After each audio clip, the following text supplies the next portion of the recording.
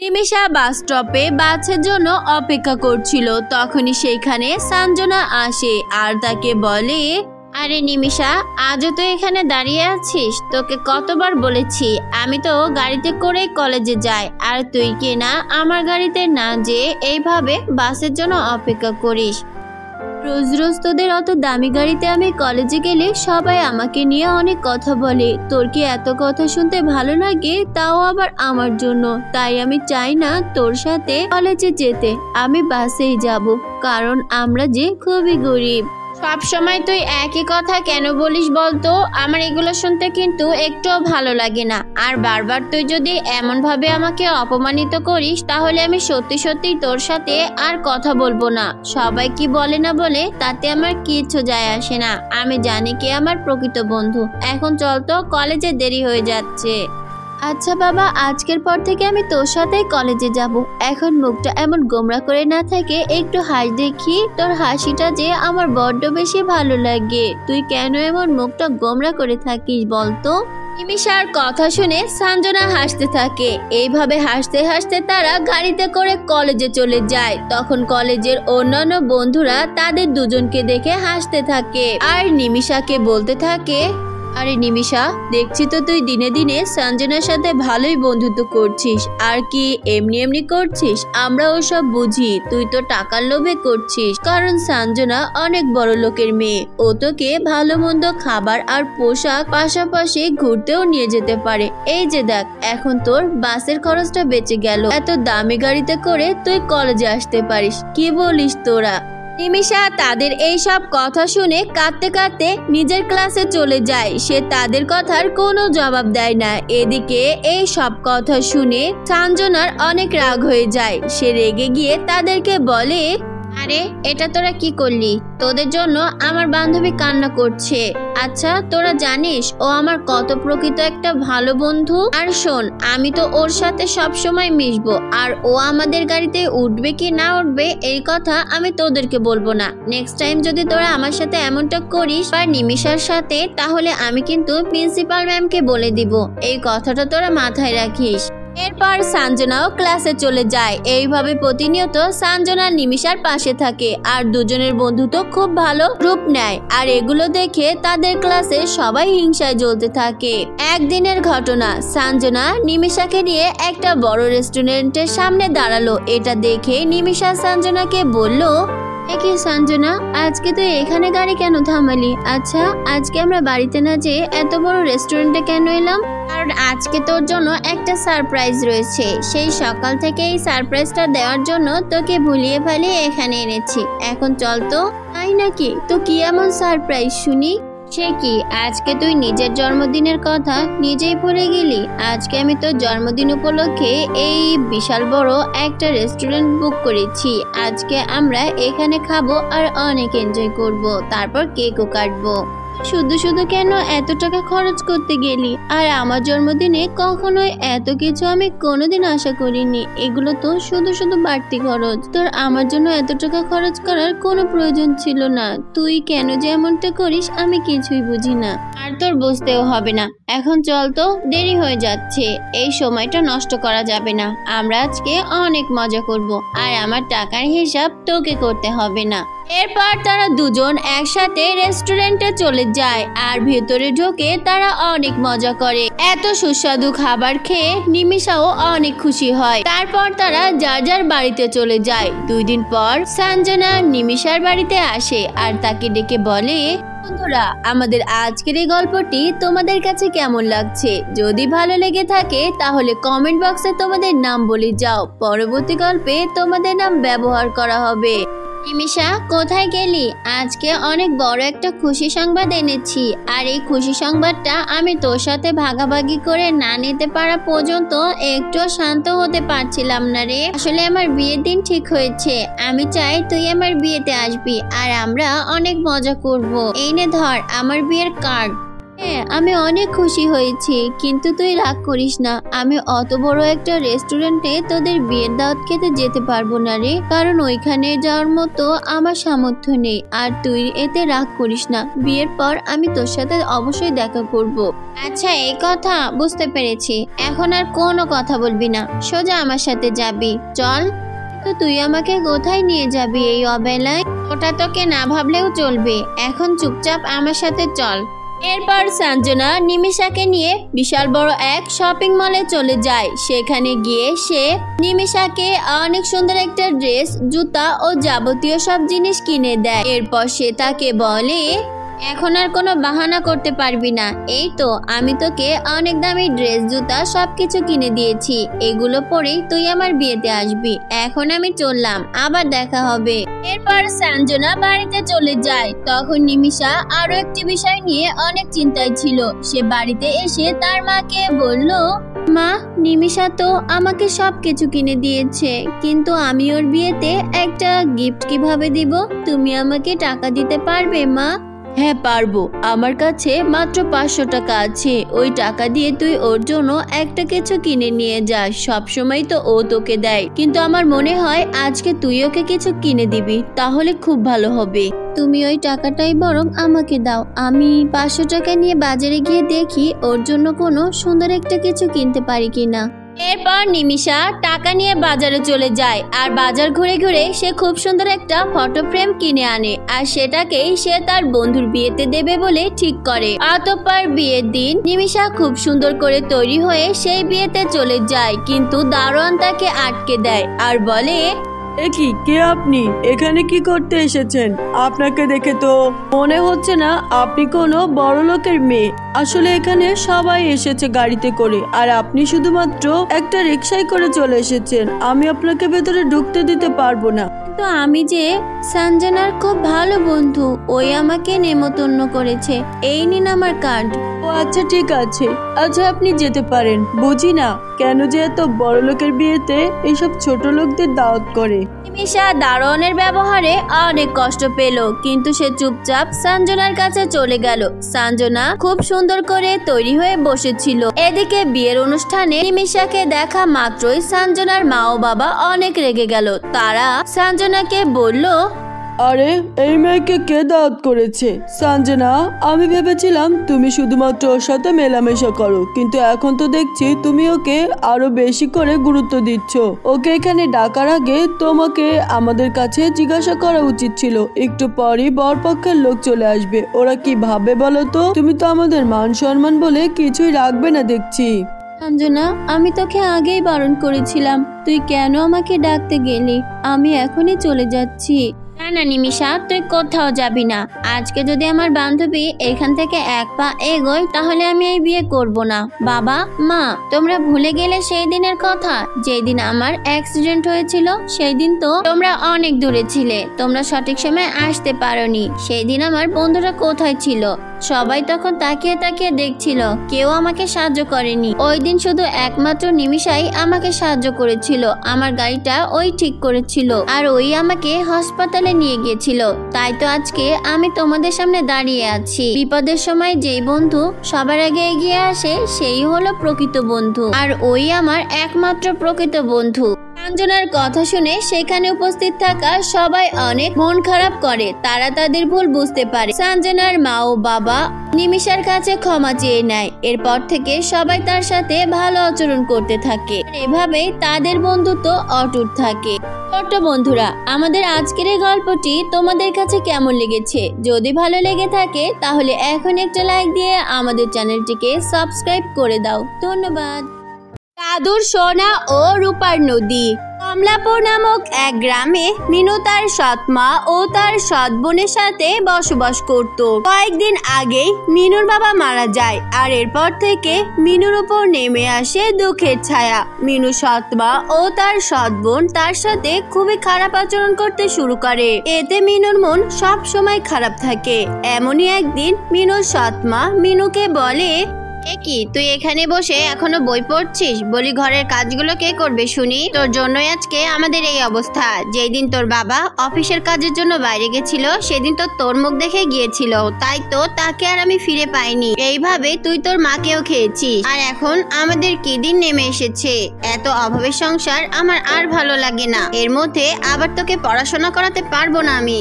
কিন্তু মা, বাবার খুব ইচ্ছা ছিল আমি বড় হয়ে অনেক বড় ডক্টর হব। আমার সেই ইচ্ছা কি তাহলে অপূর্ণই থেকে যাবে মা?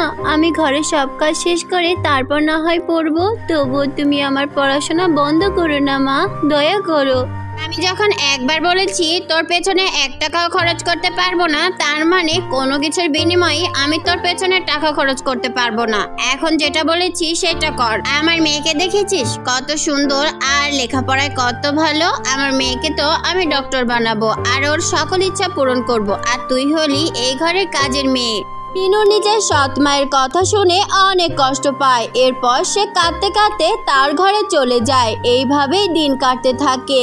মিনু পড়ালেখা করার জন্য খুবই কান্না করত, কিন্তু তার সৎ মা ও বোনের জন্য সে পড়তে পারতো না।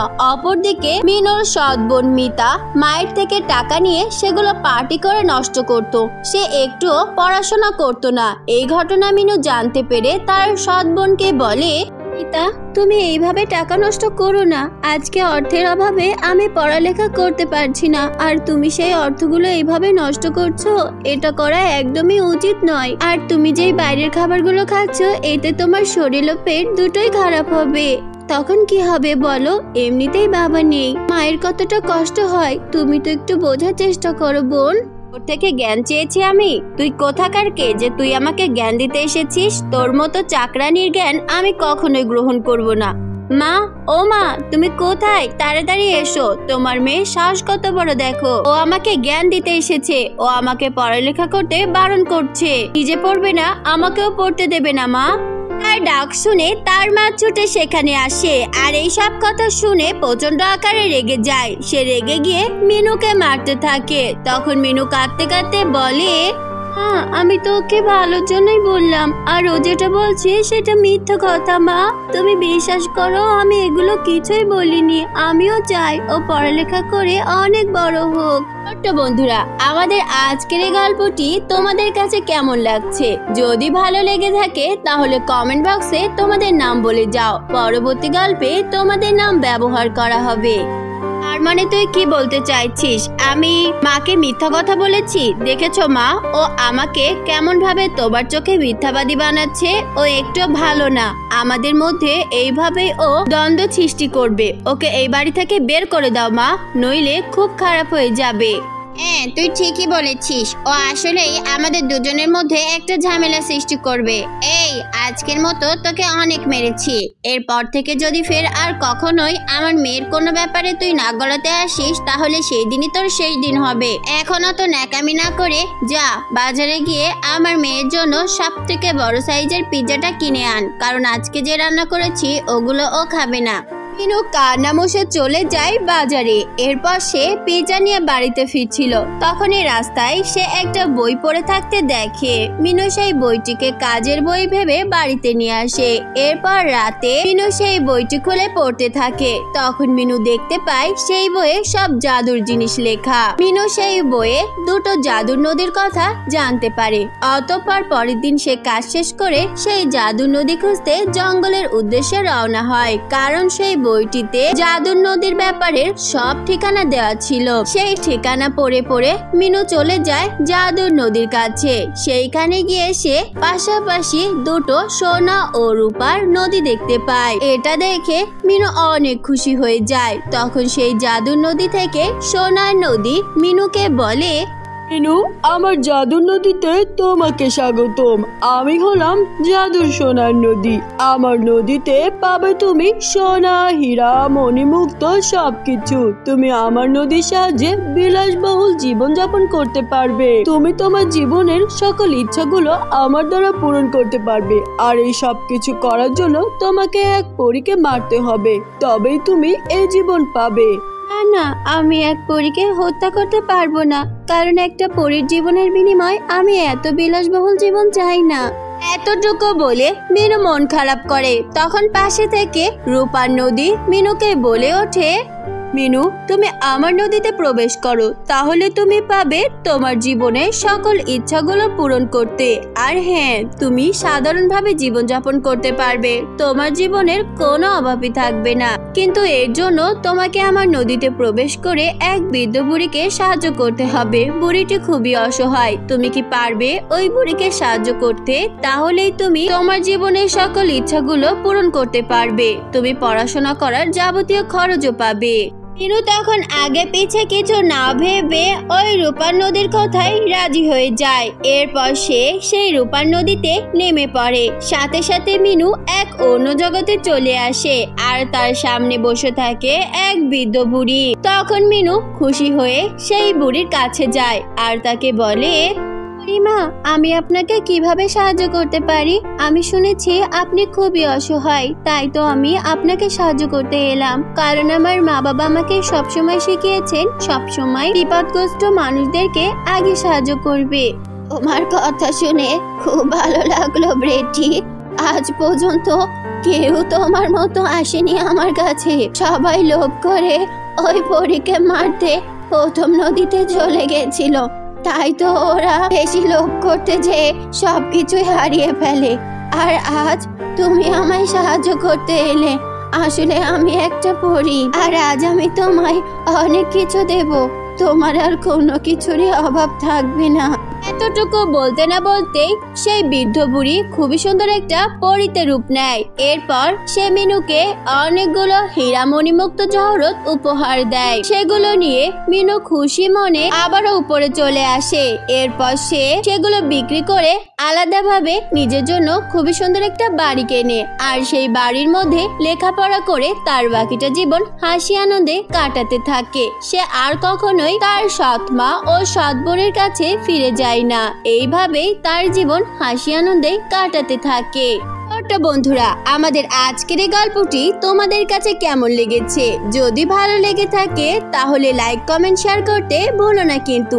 এমন মজার মজার নতুন নতুন গল্পগুলো পেতে হলে এখন একটা লাইক দিয়ে আমাদের চ্যানেলটিকে সাবস্ক্রাইব করে দাও। দেখা হচ্ছে পরের কোনো নতুন ভিডিও নিয়ে। ততক্ষণ ভালো থেকো বন্ধুরা, ধন্যবাদ। সুজলপুর নামক এক গ্রামে ছোট্ট মিলি তার মা বাবার সাথে বসবাস করত।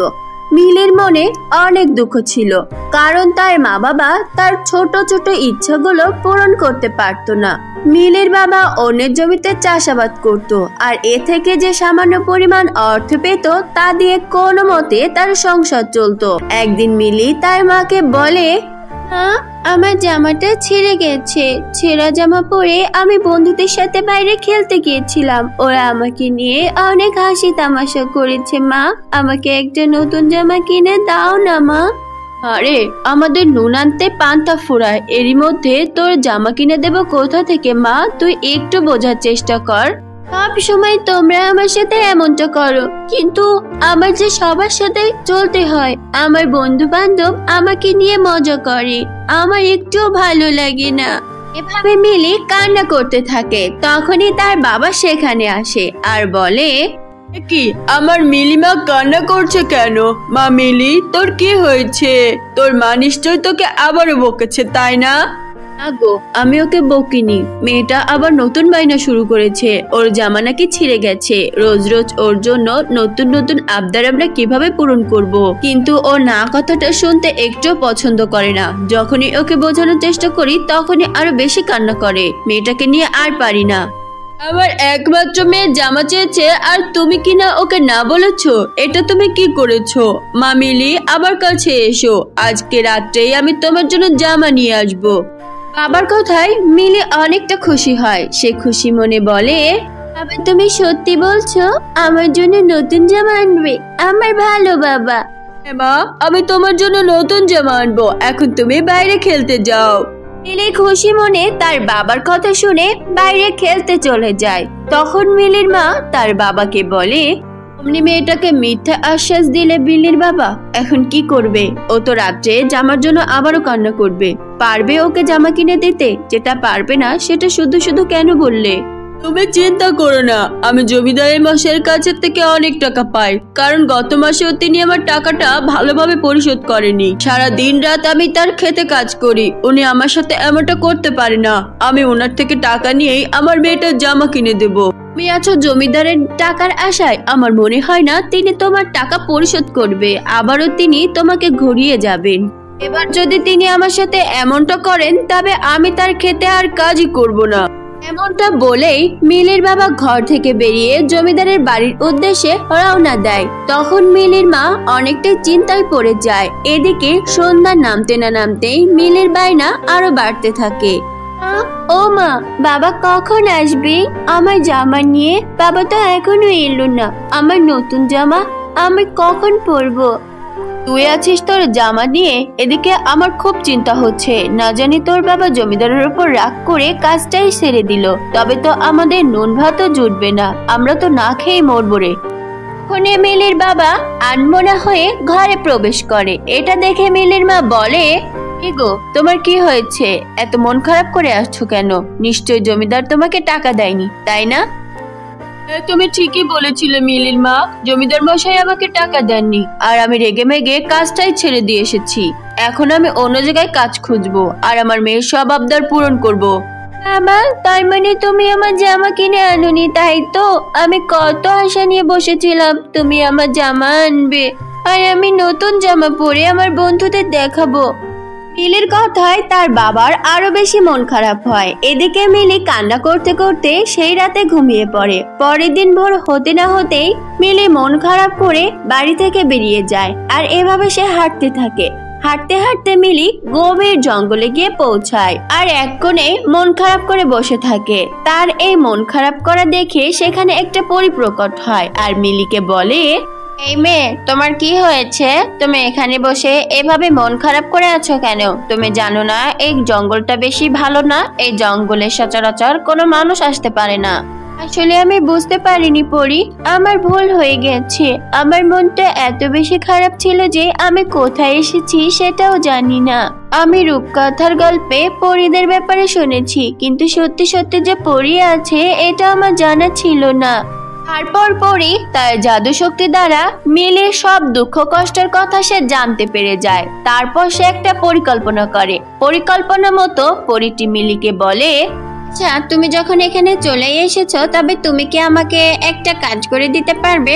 আমার খুব ইচ্ছা আমি পৃথিবী লোকের মানুষের হাতে জামা পরবো, কিন্তু সেই ইচ্ছাটা আমার অপূর্ণই থেকে গেল। তুমি কি পারবে ওই জামা আমাকে কিনে এনে দিতে? পরি, আমি অবশ্যই পারবো, কিন্তু আমি যে খুবই গরিব ঘরের মেয়ে হয় আমি নিজেই জামা কিনতে পারি না। এর মধ্যে আমি তোমাকে জামা কিনে দিতে টাকা কোথায় পাবো? তুমি কোনো চিন্তা করো না, আমি তোমাকে টাকা দিচ্ছি, এর বিনিময়ে তুমি মানুষের হাতে তৈরি পোশাক আমাকে কিনে এনে দেবে।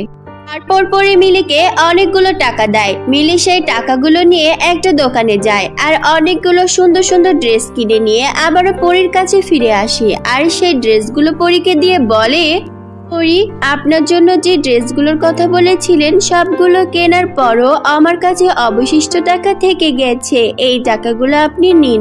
মিলির এই ব্যবহার ও সততা দেখে পরি খুবই মুগ্ধ হয়। সে মিলিকে বলে, আমি তোমার সততা দেখে সত্যিই মুগ্ধ। তুমি চাইলে এই টাকাগুলো নিজের কাছে রাখতে পারতে, অপরদিকে নিজের জন্য সুন্দর সুন্দর ড্রেস কিনে নিয়েও যেতে পারতে, কিন্তু তুমি তেমনটা করনি, তাই আমি তোমাকে সততার পুরস্কার দিতে চাই। তারপর পরে জাদু করে সেখানে খুব সুন্দর একটা জাদুর ফ্রক প্রকট করে আর বলে, মিলি, এটা তোমার সততার পুরস্কার। জাদুর ফ্রক, এটা কোনো সাধারণ ফ্রক নয়। এই জাদুর ফ্রক তোমার সব চাহিদা পূরণ করবে। তুমি এর থেকে যা চাইবে এই ফ্রক তোমাকে তাই দিবে। এত সুন্দর ফ্রক, আমি এত সুন্দর ফ্রক কখনোই দেখিনি পরি। আপনার এই রিং আমি কোনোদিনও শোধ করতে পারবো না। আপনি সত্যিই মহৎ। তারপর পরে মিলিকে বিদায় জানিয়ে সেখান থেকে চলে যায়। মিলি খুশি মনে পরীর দেওয়া সেই জাদুর ফ্রকটি নিয়ে তার বাড়িতে চলে যায়। তখন তার মা বাবা তাকে দেখে বলে, নীলিমা, এটা তুই কোথা থেকে আনলি? নিশ্চয়ই আমরা তোকে জামা কিনে দিইনি, তাই কোথাও থেকে চুরি করে এনেছিস, তাই না? নীলিমা, এটা তুই একদমই ঠিক করিসনি। যার ফ্রক তুই তাকে দিয়ে আয়। মা, বাবা, তোমরা আমাকে ভুল বুঝছো।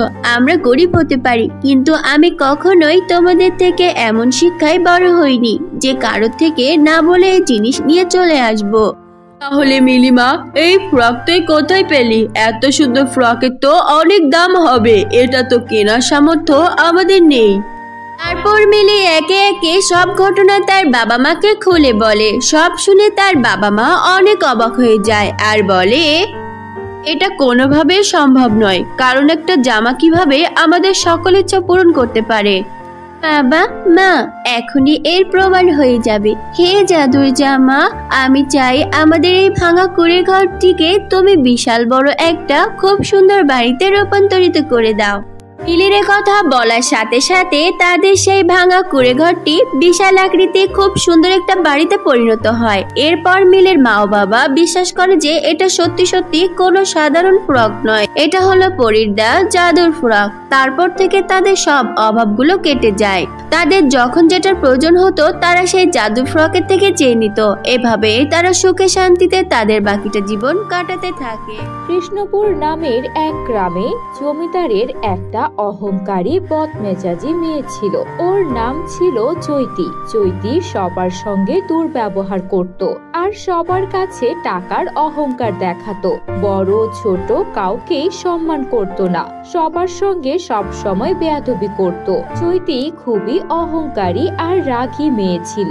ওই জমিদারের বাড়িতেই রফিক নামে একজন কৃষক কাজ করত। সে জমিদারের জমির ধানগুলো জমি থেকে তুলে এনে দিত, আরো জমিদারের অন্যান্য কাজগুলো রফিক করত। রফিকের একটা মেয়ে ছিল, তার নাম ছিল নিশি। নিশিও চৈতির সঙ্গে একই ক্লাসে পড়তো। যেহেতু নিশির বাবা জমিদারের বাড়িতে কাজ করত, তাই সব সময় চৈতি নিশির সঙ্গে খারাপ আচরণ করত আর নিশিকে দিয়েই ওর সব কাজ করিয়ে নিত। নিশি, এই নিশি, বাড়িতে আছিস? বেরিয়ে আয় নিশি। আসলে নিশির তো শরীরটা ভালো না, 2 দিন ধরে জ্বর। নিশি একটু শুয়ে আছে। কেন কেন নিশিকে ডাকছেন? আরে ওর জ্বর তো আমি কি করব? আমি এখন বাজারে যাব, আমার বাজারের ব্যাগ কে টানবে? এই নিশি, উঠে আয় বলছি। চৈতি কোনো কথা না শুনে সোজা নিশিদের ঘরে চলে গেল। ইস, কি নোংরা ঘর, কি নোংরা বিছানা। এই নিশি, ওঠ তাড়াতাড়ি, আমার সঙ্গে বাজারে চল, আমার আজকে কিছু শপিং আছে। হ্যাঁ হ্যাঁ, উঠছি।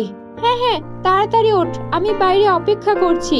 তখনই নিশির মা বলে, নিশি, তোর শরীরে জ্বর, তুই বাজারে কেমনে যাবি? যদি বাজারে গিয়া মাথা ঘুরা পইরা যাস। মা, আমি যদি এখন না যাই, চৈতি আবারও আমাকে বাবার চাকরি কেড়ে নেওয়ার হুমকি দেবে। ওদের বাড়িতে কাজ করে যে টাকা পাই তা দিয়েই তো আমাদের সংসার চলে। বাবার যদি কাজটা চলে যায় তাহলে আমাদের সংসার কিভাবে চলবে? তুমি আমাকে নিয়ে চিন্তা করো না, আমি একটা ট্যাবলেট খেয়ে নিয়েছি, আমি ঠিক যেতে পারবো। এই নিশি, এখনো হলো না, আমার পা ব্যথা করছে, যত সব। তারপর নিশি জ্বর শরীরে বেরিয়ে আসে আর তারপর চৈতি ও নিশি মিলে মার্কেটে যায়। চৈতি ঘুরে ঘুরে পুরো মার্কেট থেকে নানা রকমের শপিং করতে থাকে। চুড়ি, গলার হার, নেকলেস, লিপস্টিক, সবকিছু। চৈতি, এত শপিং কেন করছো? তুমি তো কখনো এত শপিং একবারে করো না, দেখে তো মনে হচ্ছে কোনো বিয়ের শপিং করছো। হ্যাঁ, বিয়ের শপিংই তো করছি। গতকালকে পাত্রপক্ষ আমাকে দেখতে এসেছিল। পাশের গ্রামের অনেক ধনী পরিবারের ছেলে, তার বাবার অনেক অনেক সম্পত্তি আছে, এমনকি আমার বাবার থেকেও বেশি। তাই তো আমার বিয়েটাও ঠিক হয়ে গেল, আর তাই বিয়ের শপিং করতে চলে এসেছি। নে, এই ব্যাগগুলো ধর। এখনো তো গাউন কেনাই হয়নি, চল চল। আর তুই এসব ভেবে কি করবি? তোর কি আর আমার মতো বড় লোকের বাড়িতে বিয়ে হবে? তোর তো বিয়ে হবে কোনো কৃষক কিংবা চাষা অথবা কোনো নাপিতের সাথে। তোর বাবা যেমন কৃষক, তোর বিয়েও হবে গরিব বাড়িতে। তুই যতই পড়ালেখা করিস না কেন আর যতই ক্লাসে ফার্স্ট হোস না কেন, তুই তো এক গরিব কৃষকেরই মেয়ে, তাই না? এই বলে চৈতি এগিয়ে যেতে লাগলো। নিশির চৈতির ব্যবহারে মন খারাপ হলো। কিন্তু এটাই সত্যি ছিল। ও চুপচাপ চৈতির পেছন পেছন যেতে লাগলো। তারপর ওরা একটা বড় শপিং মলে প্রবেশ করলো, যেখানে সুন্দর সুন্দর বিয়ের গাউন সাজানো ছিল। সেখান থেকে চৈতি অনেকগুলো গাউন দেখে একটা লাল রঙের গাউন বাছাই করলো। আমার মনে হচ্ছে এই গাউনটা আমাকে পরলে বেশ মানাবে, কিন্তু আমি এখন আজকে এত শপিং করে টায়ার্ড, তাই আমি এটা ট্রায়াল দিতে পারবো না। এই নিশি, তুই এই গাউনটা একটু পরে আয় তো দেখি তোর গায়ে কেমন লাগে। তোর আর আমার শরীরের গঠন তো একই রকম। হ্যাঁ হ্যাঁ, যা ট্রায়াল দিয়ে আয়। কি বলছো চৈতি, তোমার বিয়ের গাউন আমি কি করে পরবো? এমন ভাব করছিস যেন তোকে সারা জীবনের জন্য পরতে বলছি। কয়েক মিনিটের জন্য পরবি, ঠিক আছে? এমন গাউন তুই জীবনে পরতে পারবি? তোর তো সৌভাগ্য, আমি তোকে পরতে দিচ্ছি। যা যা তাড়াতাড়ি পরে আয়, ওইদিকে ট্রায়াল রুম। তারপর নিশি চৈতির সেই লাল গাউনটা পরতে ট্রায়াল রুমে চলে যায়। যখন ও ট্রায়াল রুমে গাউনটা পরছিল, তখনই পাশে দেখে একটা সুন্দর ডায়মন্ডের রিং পরে আছে। আরে এটা তো একটা ডায়মন্ডের রিং, এটা এখানে কি ফেলে গেল? হ্যাঁ হ্যাঁ, মনে পড়েছে, একটা আন্টি আমার আগে এই রুম থেকে বের হলো, নিশ্চয়ই ওনার হবে। আন্টি, আপনার কি কিছু হারিয়েছে? তখনই সেই আন্টিটা তার হাতের দিকে লক্ষ্য করলো আর দেখলো তার হাতের ডায়মন্ডের রিংটা নেই। হ্যাঁ হ্যাঁ, আমার ডায়মন্ডের রিংটা মনে হয় ফেলে এসেছি। এই নিন, এই তো আপনার ডায়মন্ডের রিংটা, ট্রায়াল রুমেই ছিল। বাহ, তুমি কত ভালো মেয়ে, এত দামি একটা জিনিস পেয়েও আমাকে ফেরত দিলে। তুমি যেই গাউনটা পরেছো তোমাকে বেশ মানিয়েছে। তোমার বিয়ের গাউন বুঝি? না না আন্টি, এটা আমার বিয়ের গাউন নয়, আমাদের গ্রামের জমিদারের মেয়ে চৈতির বিয়ে, ওনারই গাউন। আমাকে একটু পরতে বলেছে, কেমন হয় তা দেখার জন্য। তখনই পেছন থেকে চৈতি চিৎকার করে নিশিকে ডাকতে থাকে। এই নিশি, তুই ওখানে দাঁড়িয়ে কি করছিস? তোকে বলেছি গাউনটা পরে আমাকে দেখাতে, গাউনটা পরে সবকিছু ভুলে গেছিস। এই জন্য বলে ভিখারিদের কখনো দামি জিনিস দেখাতে নেই। তাড়াতাড়ি গাউনটা এদিকে পরে আয়, ভিখারি কোথাকার। ওই মহিলাটির খুবই খারাপ লাগে নিশির সঙ্গে চৈতির এমন দুর্ব্যবহার দেখে। তারপর তিনি সেখান থেকে চলে যায়। এদিকে নিশি চৈতির সব শপিং করে দিয়ে জর্গায়ে বাড়ি ফিরে আসে। তার কিছুদিন পর ধুমধাম করে চৈতির বিয়ে হয়ে যায়। নিশি একদিন বাড়িতেই বসেছিল, তখনই সেই মহিলাটা তার স্বামীকে নিয়ে ওদের বাড়িতে আসে, সঙ্গে তার ছেলেও ছিল। আরে আন্টি, আপনি আমাদের বাড়ির ঠিকানা কি করে পেলেন? সে তো অনেক খোঁজ নিয়ে জোগাড় করেছি। সেই দিন শপিং মলে তোমাকে দেখেই আমার ভারী পছন্দ হয়ে গিয়েছিল।